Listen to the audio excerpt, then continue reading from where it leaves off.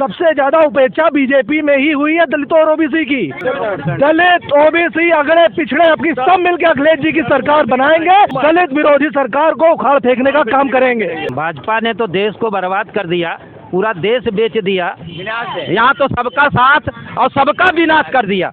अरे अखिलेश यादव जो कहते हैं वो करते हैं, और बाकी लोग तो केवल चुनावी स्टंट जुमला है। ओबीसी और एससी और एसटी को तो बिल्कुल गर्त में पहुंचाने का काम कर रहे हैं। बाबा जी अगर दलित के यहाँ खाना खा रहे हैं तो उनको ये सोचना चाहिए आज ऐसी क्यों नौबत आई। नमस्कार, स्वागत है आपका नेशनल दस्तक में। मैं हूं सबा खान। मैं इस वक्त कानपुर सर्वोदय नगर में हूं और यहाँ से एक बहुत बड़ा इतिहास भी है। मैं आपको बता दूं कि जो ये मूर्ति आप देख रहे हैं बाबा साहब अम्बेडकर की, इसको आज से 10-15 साल पहले जब मायावती का शासन था तो इसे तोड़ा गया था। आप यूँ कह लें कि मनुवादियों ने इसको तोड़ा था और इस मुद्दे को लेकर पूरे देश में जो है दंगा हुआ था। आप ये देख सकते हैं कि यही वो मूर्ति है जिसको लेकर पूरे देश में दंगा हुआ था और इस वक्त मैं यहीं पे मौजूद हूँ। यहीं से मैं आपको कवरेज दूंगी और साथ ही साथ चुनावी मापदंडों पर भी बात करूंगी कि यहाँ की जनता किसे वोट करेगी। ये कौन सा इलाका लगता है सर? कल्याणपुर विधानसभा। कल्याणपुर विधानसभा में हूँ और यहाँ पर ये बताएं सर कि आप सबसे पहले तो मैं इस जगह पे हूँ और बाबा साहब अम्बेडकर की मूर्ति यहाँ पर लगी है, इसके बारे में आप हमें थोड़ा सा हमारे दर्शकों को बताएं। देखिए, ये माननीय सुखराम जी के द्वारा लगाई गई थी और इसको कुछ अराजक तत्वों के द्वारा दुष्परिणाम के तहत इसको तोड़ दिया गया था। कुछ उनकी योजना रही होगी, क्योंकि ये एक ऐसी मूर्ति है जो उनको खटकती है। लेकिन आज हमारे बीच में माननीय सुखराम जी के द्वारा ये फिर हमारे दिलों में मूर्ति है और इसका हम स्वागत करते हैं जी। तो यहाँ से इसका तोड़ने के बाद पूरा निर्माण करवाया गया और आप देख सकते हैं पीछे की अभी सही सलामत है। हालांकि तब से अभी कोई भी ऐसी घटनाएं नहीं हुई जी। तब से भी कोई घटना नहीं। तो आप ये बताएं सर कि सरकार किसकी बना रहे, माहौल क्या है यहाँ पर? सरकार तो समाजवादी की बनने जा रही है, क्योंकि इन भाजपा ने तो देश को बर्बाद कर दिया, पूरा देश बेच दिया और लोगों को इस समय भुखमरी के कगार पर पहुँचा दिया। लोगों की आय कम हो गई और इस देश का बंटा ढार करने जा रही है जो बीजेपी।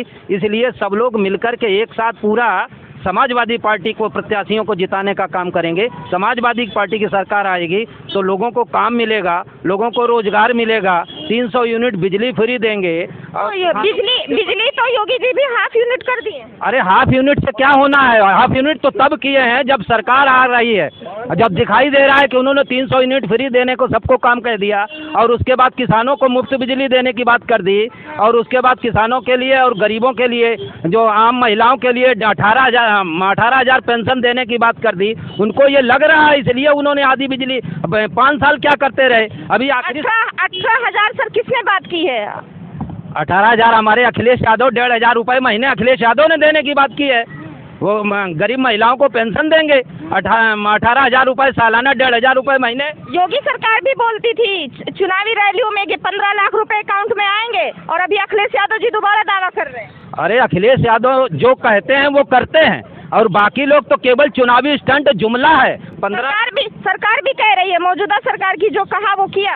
अरे क्या किया? हमें एक उदाहरण दिखा दे कहाँ पर किया है। यानी सबके छात्रवृत्ति हड़प कर ली। ओबीसी और एससी और एसटी को तो बिल्कुल गर्त में पहुंचाने का काम कर रहे हैं। गर्त में क्या बात करते हैं सर? अभी योगी जी जाके दलित घर पे भोजन करके आए हैं, आपको जानकारी है? केवल यही एक ड्रामा दिखाते हैं कि जब चुनाव आता है तो घर में जा करके भोजन करेंगे और उसके बाद कभी उनके हक अधिकारों को लूटने का काम करेंगे, उनकी नौकरियां छीन लेंगे। उसके बाद में अभी जितनी भी भर्तियां हुई उनमें एससी और ओबीसी की सारी भर्तियों का घोटाला कर गए और उसके बाद में अब कहते घर में घोटाला मान भी लिया है सर। अरे मान लिया है तो मान लेने से 6,800 पदों को उन्होंने भर्ती को मंजूरी भी दे। अरे तो जो यानी घोटाला पहले कर लो इसके बाद मान लो। इसका मतलब मानसिकता उनकी यही है कि एससी एसटी ओबीसी को केवल गर्त में पहुंचा दो, बाकी उनको कुछ करना नहीं है, केवल घोटाला करते रहेंगे अंदर। ये जनता को बेवकूफ़ बनाने वाले लोग हैं। इन्होंने जनता को बेवकूफ़ बनाया है और पूरी जनता को केवल लॉलीपॉप दिखाते हैं। पूरे 5 साल इन्होंने कुछ किया नहीं। खेतों पर जाकर के किसानों के खेत चर गए इनके साढ़। और वो ललका साड़, और उसके बाद ये देखिए वो क्या रहा पूरे प्रदेश में, केवल उनकी एक ठोक दो नीति चल रही है, और ठोको नीति के तहत ये सरकार जाने वाली है। कानपुर में सबका साथ सबका विकास है कि नहीं है? नहीं है, सबका साथ सबका विकास नहीं है। यहाँ तो सबका साथ और सबका विनाश कर दिया। सबका साथ और कुछ लोगों का सहयोग किया है, बाकी सबका विनाश कर दिया इन्होंने। यहाँ कुछ लोग में कौन कौन है? अरे कुछ लोगों में अब हम नाम तो नहीं लेंगे, कुछ लोग उनके ही जो कुछ लोग उनके ही लोगों को बस केवल जो उनमें है उनको ही कुछ साथ दिया है, बाकी सबका विनाश कर दिया। यहाँ तो न ब्राह्मण उनका साथ है, न उनका कोई एससी साथ है, न ओबीसी साथ है, और न एसटी साथ है। ये तो केवल लोगों को लॉलीपॉप दिखाने का काम किया, इसलिए ये किसी की सरकार नहीं, इनकी सरकार केवल झूठी और मनुवादी व्यवस्था के तहत को पोषित करने वाली सरकार है। क्या बोल रहे हैं सर, सबका साथ सबका विकास हो रहा है कानपुर में? बिल्कुल नहीं। हम कह रहे हैं विकास तो बहुत हो रहा है, जनता जान चुकी है, जनता समझ चुकी है विकास कितना हुआ कितना नहीं हो रहा है। सिर्फ इन्होंने क्या किया है, सामाजिक आर्थिक राजनीतिक धर्म के चक्रों में भोली भाली जनता को बेवकूफ़ बनाने का काम किया है। अब भारत की जनता जा चुकी है, अब मुंह तोड़ जवाब देने के लिए तैयार हो चुकी है। जो ये लोग क्या करते हैं, धर्म की राजनीति करते हैं, जाति के नाम की राजनीति करते हैं, मगर अब हमारी भोली भाली जनता हमारी बेवकूफ़ बनने वाली नहीं है, क्योंकि अब सरकार आई तो बोला गया कि हिंदू खतरे में है, तो क्या यहाँ पर ये चीज लागू होती है कि नहीं? कौन जवाब देगा? आकर के क्या हो रहा है देश के अंदर, मैं कुछ पंक्तियों से आपको बात समझाना चाहूँगा। मातृभूमि भारत को बेचने में लगे हुए ऐसा जान लेना तुम, श्रम है हमारा धन है किसी का, घर है हमारा ठेका किसी का, मत है हमारा शासन किसी का, और बहुजन है हम प्रशासन किसी का। मामला असल में ये है, हमारे भले ही बहुजनों से वो 60 नहीं 80% प्रतिनिधि बना दें, लेकिन उनकी बात तो नहीं सुनते, उनके हिस्से की बात तो नहीं करते। जब चुनाव आता है तो बहुजन याद आते हैं सर। बहुजनों को अपने बारे में पूरा याद है, उनको याद नहीं है, उनको चुनाव के समय याद आता है, और जाति खोल खोल करके अपनी बात कहते हैं कि मैंने इतने बना दिए। बना तो दिए, लेकिन रोजी रोटी तो नहीं दी, सुप्रीम कोर्ट में तो नहीं भेजा, सेक्रेटरी नहीं दी, राशन नहीं दी। वो राशन मत दीजिए, आप मछली पकड़ना सिखाइए, मछली मत दीजिए, मछली पकड़ना सिखाइए, मछली मत दीजिए। हमारा कहना ये है, आप हमें सुप्रीम कोर्ट में भेजिए, हमें सेक्रेटरीट में भेजिए, हमें IAS में भेजिए, हमें शिक्षक बनाइए, हमें कुलपति बनाइए, हमें प्रोफेसर बनाइए। यहाँ जहाँ भेजने की बात आती है वहाँ बहुजन नदारत है, जीरो है, जीरो। इसलिए ये कोई जाति और धर्म का चुनाव नहीं है, ये चुनाव है बेरोजगारी का, ये चुनाव है हिस्सेदारी का, ये चुनाव है भागीदारी का। मेरा बस इतना ही कहना है, जनता सब समझती है और आप भी समझते होंगे, आप तो चैनल वाले हैं, आप तो हमसे भी ज़्यादा समझते होंगे। नहीं, तो अभी बहुजन जागरूक हो गए, उनको भी हिस्सेदारी चाहिए। बहुजन जागृत है, लेकिन अभी बीच में ठगा गया धर्म के नाम पर, धर्म के नाम पर ठग लिया। हम क्या कहें, ये चापलूसों ने, ये वाकपटु लोगों ने, ये जुमले वाले लोगों ने, ये शब्द संपदा से शब्दों से खेलने वाले लोगों ने हमको ठग लिया। हमारी माताओं बहनों से भी बात कर लीजिए, क्या कहती है इनसे ही पूछ लीजिए। देखिए, हमने कई लोगों से लोग मिल कर के पिछली बार बीजेपी को वोट दिया था। बीजेपी ने हम लोगों को इस तरीके से बर्बाद कर दिया, हमारा धंधा चौपट हो गया, हमारी बिजनेस सब चौपट हो गई, और इतनी बुरी तरीके से बेरोजगारी फैल गई कि हमारा काम ही नहीं चलने लगा। और आज जब चुनाव आया तो हम लोगों को नमक दे रही है, तेल दे रही है, केवल 2 महीने। और जैसे इनकी पहले राशन नहीं मिलता था, पहले हर सरकारों में मिला है, आज भी मिल रहा है, तो इनका क्या है। और पहले तो महंगाई भी नहीं थी, आज इतनी महंगाई है कि गरीब आदमी बेचारा कुछ खा नहीं पा रहा। दूसरी चीज बाबा जी अगर दलित के यहाँ खाना खा रहे हैं तो उनको ये सोचना चाहिए, आज ऐसी क्यों नौबत आई कि हम दलित के घर में खाना खा रहे हैं, ऐसी नौबत उनके सामने क्यों आई। अरे वो ऐसा करते कि हम लोग सब समान हो जाते, लेकिन नहीं, उन्होंने पर दलित किसके साथ हैं? इस बार पूरा दलित अखिलेश जी के साथ में। क्या बोल रहे हैं? समाजवादी पार्टी के साथ में, सब अखिलेश जी के साथ में। बहन जी कहाँ है? कौन? बहन जी बहन जी कहाँ? बहन जी कहाँ है? दुनिया देख रही, सभी लोग देख रहे, सारी जनता देख रही, बहन जी कहाँ है? की तरह कहीं ना कहीं गोपनीयता से बीजेपी के साथ में है, बीजेपी के समर्थन में है। लेकिन वो तो मायावती तो कहती है हम किसी के साथ गठबंधन में नहीं जाएंगे। अरे कहने से क्या होता है, कहने से कुछ नहीं होता। कहीं भी उन्होंने धरना किया हो, प्रदर्शन किया हो, बीजेपी के खिलाफ कुछ आवाज़ निकाली हो, कुछ किया हो तो बताएं। कहीं नहीं, शांत व्यवस्था में तो शांत बैठे ही है। वो तो वोट बैंक को, बहुजन समाज के वोट बैंक को बांटने के लिए अपने कैंडिडेटों को उतारना है। उतारने के बाद में अगर लड़ना है उनके खिलाफ में तो खुल करके लड़ना चाहिए। चंद्रशेखर रावण भी दलितों पर पिछड़े वर्ग के लिए काम करते हैं। अरे करते हैं, लेकिन उनको अगर बहुत ज़्यादा हमदर्दी थी, बहुत ज़्यादा सही था, तो उनको कायदे से बहन जी के साथ में चला जाना चाहिए था। या बहन जी उनको नहीं लेने के लिए तैयार। अरे बहन जी क्यों नहीं लेना चाहते हैं? क्योंकि वो कट्टरपंथी में बहुजनवादी समाज को लेके चलते हैं, अम्बेडकरवादी मिशन को लेके। अब बहन जी के पास अम्बेडकरवादी मिशन कहाँ है? कौन है? जो था वो भी छिटक गया। कहाँ अम्बेडकरवादी मिशन उनके पास है? कहाँ से मानवर कांसीराम के जो है मिशन को चला रही है वो तो कहती है पूर्ण बहुमत से बनाएंगे सरकार। अरे सब भी बकवास, कुछ भी नहीं होने वाला। कहीं कोई दिखाई नहीं देता, कहीं भी जमीनी स्तर आप देखिए, कहीं बहुजन का कुछ नहीं है, कहीं बहुजन का कुछ रह ही नहीं गया है ये नहीं। क्या दलित समाज भी ये मान गया है कि कुछ नहीं रहा है?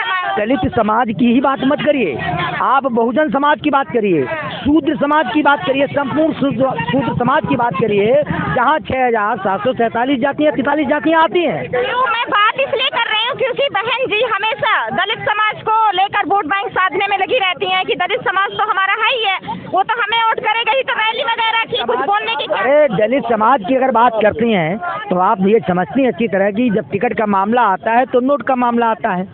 नोट लेकर के टिकट देना ये व्यवसाय हो गया, वो तो व्यवसायीकरण में आई। हश्र क्या हुआ? क्या हश्र हुआ? सब छिटक गए, चले गए, कोई नेता नहीं उनके पास बचा है। बस किसी तरीके से अपनी कमाई की पूंजी को बचाए रखने के लिए पीछे से बीजेपी के साथ में काम करने में लगी हैं, और उनके पास और कोई विकल्प नहीं है। बचाओ, कहीं ईडी ना हो जाए, कि CBI ना हो जाए, कि जांच ना हो जाए, पीछे से लगी हैं। उनके पास कुछ नहीं रहा है, केवल अपना बचाव मात्र है। इनके पास और रास्ता नहीं है, कोई रास्ता बचा ही नहीं है, कोई उनके पास नहीं है। क्या बोल रहे हैं? आज की बात करनी। 5 साल में आप अंतर देख लीजिए कि किस सरकार ने क्या काम किया है। पिछला उठा करके 10 साल पहले का इतिहास दे रखी है कि किसने क्या किया और क्या नहीं किया है। आपने 2017 और 2017 के बाद का पोस्टर देखा होगा?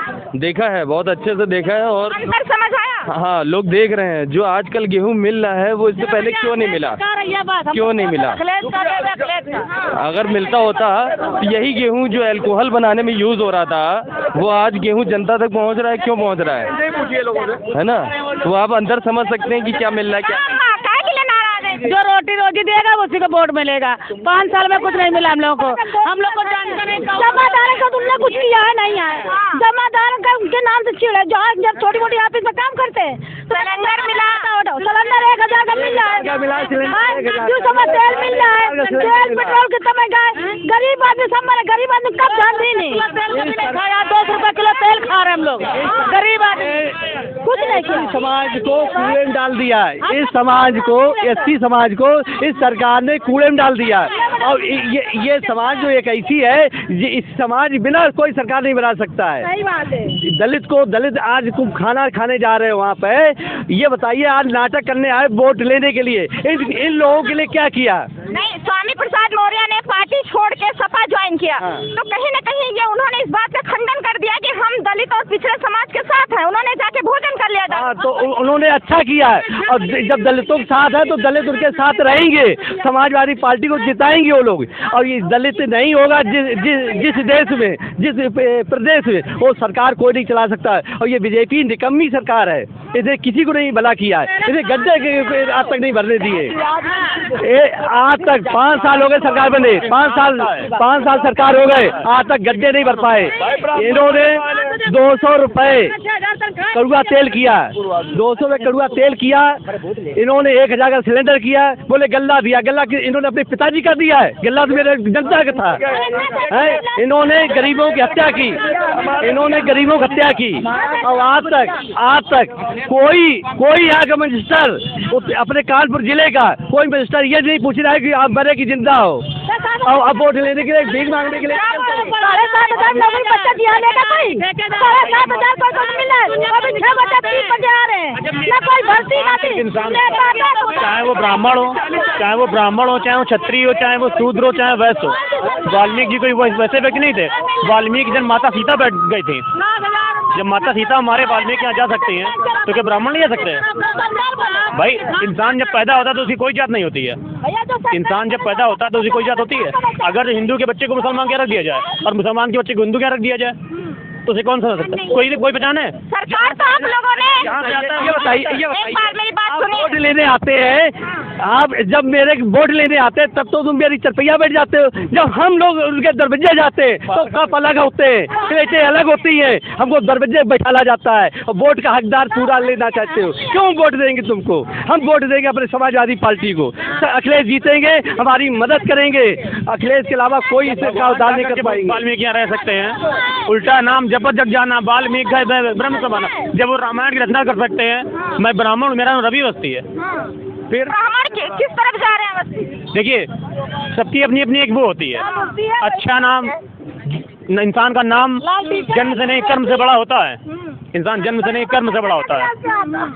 गलत है कि बीजेपी कह रही है बाबा कि सपा सपना देख रही है, डबल इंजन की सरकार। धोखे में बीजेपी धोखे में आपके देख लीजिए जमानत जब्त होगी, जमानत उनके विधायकों की जमानतें जब्त होंगी। देख लीजिएगा उनके बड़े बड़े विधायक झूठे वादे कहने वाले लोग सरकार बनाए लोग। आप लोग कहते हैं कि बीजेपी के विधायक मंत्री आते नहीं है और अभी विधायक आपके बाथरूम तक घुस गए चले गए। इस समय जो मैडम ये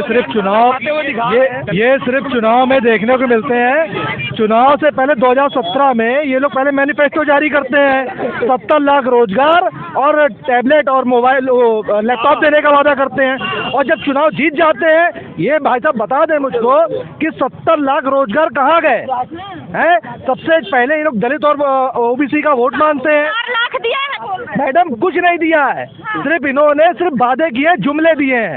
नौकरी के नाम पे आज नौकरी के नाम पे आप देख लीजिए पिछड़े समाज सबसे ज्यादा वहाँ लखनऊ में बैठा हुआ है और रोज लाठीचार्ज हो रहा है। आप बताइए कहाँ ओबीसी की बात हो रही, कहाँ दलित की बात हो रही है? सबसे ज्यादा उपेक्षा बीजेपी में ही हुई है दलितों और ओबीसी की। दलित और ओबीसी का भला किसी ने किया है तो पिछली सरकारों ने किया, बहन मायावती सरकार में भी हुआ है और अखिलेश जी की सरकार में हुआ है, और सबसे ज्यादा उपेक्षा इस सरकार में हुई है। तो स्वामी प्रसाद मौर्य आए हैं बीजेपी से भाजपा में, इस पर आप लोगों की क्या राय है? मैडम मौर्य जी को स्टूल पे बैठाया जा रहा है। उनको भी किसी समय में जब वो शामिल हुए बीजेपी में तो भाजपा में उनको सिर्फ यही बताया गया कि आप आइए, जब आप आएंगे तो ओबीसी समाज के हम लोग भले के लिए काम करेंगे। कहीं ना कहीं उनको किनारे लगा दिया भाजपा के लोगों ने। उनको लगा कि ओबीसी, उन्होंने यहाँ तक कि जो पिछड़े वर्ग के व्यक्ति जो वहाँ बैठे हुए हैं धरने पे उसकी भी चर्चा करी, लेकिन योगी आदित्यनाथ जी ने उसको भी नजरअंदाज करने का काम किया। तब कहीं ना कहीं उन्होंने अखिलेश जी से बात करके अखिलेश जी की पार्टी में आना उचित समझा। तो युवा इस बार अखिलेश यादव के बिल्कुल मैडम, दलित ओबीसी अगड़े पिछड़े अपनी सब मिलकर अखिलेश जी की सरकार बनाएंगे और बहुमत की सरकार बनाएंगे और इस दलित विरोधी सरकार को उखाड़ फेंकने का काम करेंगे।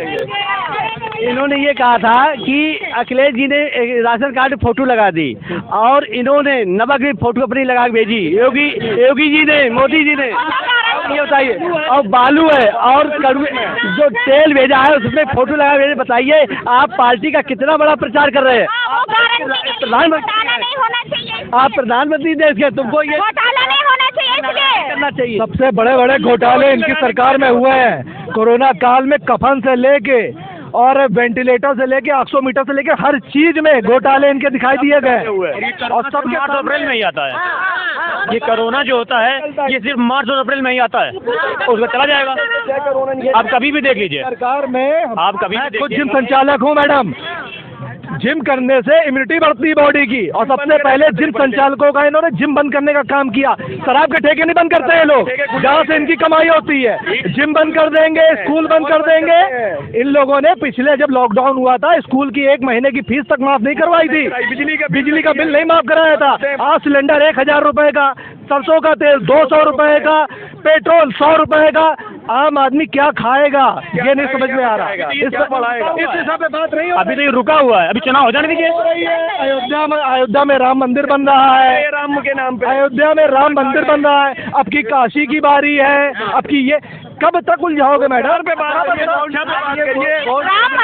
काशी के नाम पर ही तो सरकार बना दी आप लोग। मैडम बहुजन समाज ने राम मंदिर पे नहीं दिया था, बहुजन समाज ने मंदिर मस्जिद पे वोट नहीं दिया था, उसने अपने रोजगार पे दिया था, उसने अपने भविष्य पे दिया था, उसने अपनी शिक्षा पे दिया था, उसने अपनी चिकित्सा पे। अब की बात शिक्षा, स्वास्थ्य और रोजगार पर ही वोट पड़ेगा। अब की पब्लिक नहीं भटकेगी। 5 साल जो पछताया गया है उसका बदला लेने का ये चुनाव है, बदला लेने का। शिक्षा, स्वास्थ्य, रोजगार, अब की 3 मूलभूत जो पब्लिक के मेन मुद्दे हैं, इस पे वोट पड़ेगा। और आपकी योगी आदित्यनाथ दोबारा मठ जाएंगे गोरखपुर में, उनको कोई नहीं रोक पाएगा।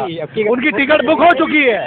देखिए ये क्या चाहिए बताइए? अच्छा, रोटी कपड़ा और मकान, इसके अलावा कुछ सोच नहीं सकते? योगी ने रोटी कपड़ा मकान दे रही है भाई। कहाँ दिया मैडम? कहाँ दिया? 100 में से 2 लोगों को, 100 में से किसी 2 लोगों को मिल गया होगा, बस खत्म हो गई। मिला कि नहीं मिला? नहीं मिला, नहीं मिला। राशन मिला तो क्या मिला है? और नमक मिला, सिलेंडर मिला, 1000 का मिला तो ऊपर पैसा से मेहनत करके घर से दे रहे हैं। बेटियां हैं प्रदेश की, देश की, वो सुरक्षित नहीं है।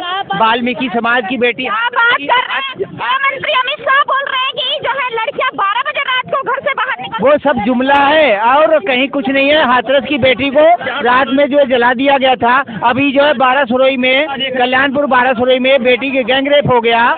और आपका जो अंशिका यादव जी का रेल बाजार कानपुर में उसका गैंगरेप हो गया है। कहे बताएं, अमित शाह बताएं, मोदी बताएं, योगी बताएं, उनके जो बेटियां सुरक्षित हों। और वो सब जुमलाबाजी के अलावा और कोई काम नहीं है। और जो हमारी बहन बेटियां हैं सुरक्षित नहीं है। और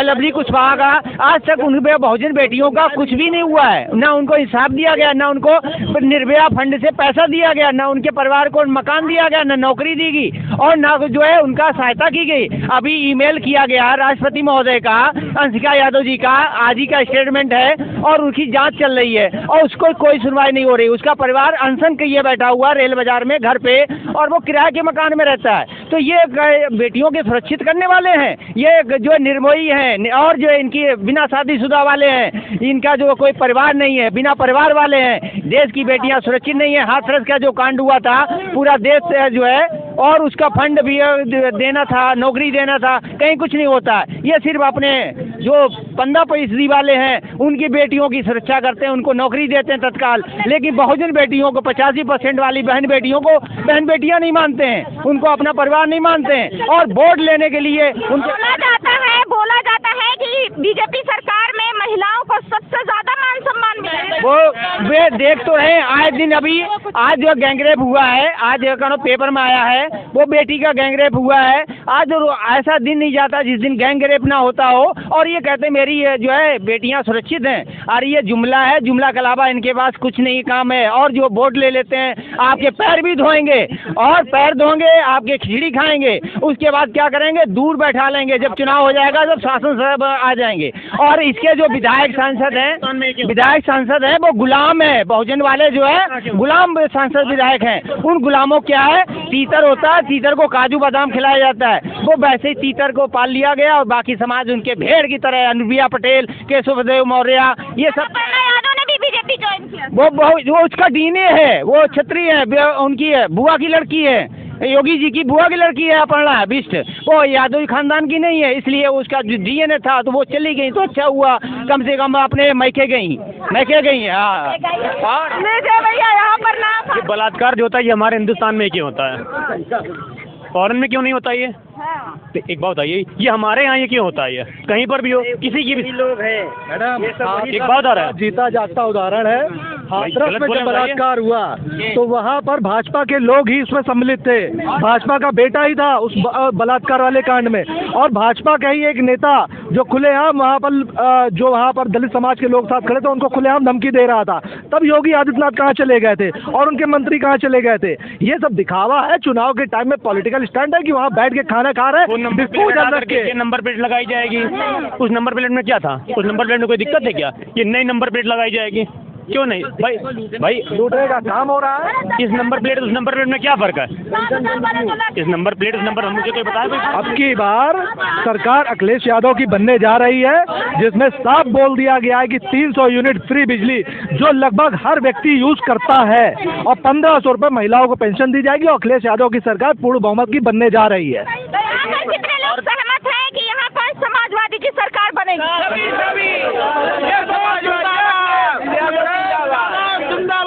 ये मेट्रो भी जो आई है ये अखिलेश यादव ही तो लेकर के आए थे। विकास पुरुष सतीश निगम जी विधायक बनेंगे और अखिलेश यादव पूर्ण बहुमत की सरकार बनाएंगे, और दलित और पिछड़ों का सिर्फ समाज जो इसमें मजबूती से अपनी भागीदारी निभाएगा। क्या